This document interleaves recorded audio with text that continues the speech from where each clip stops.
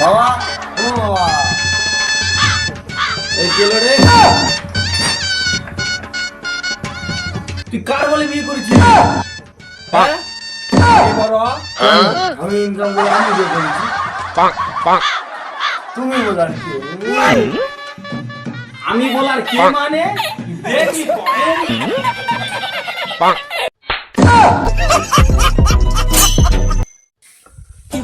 এই বুড়ো বলছিলে ভালোবাসা মিছে নয়, অভিনয়।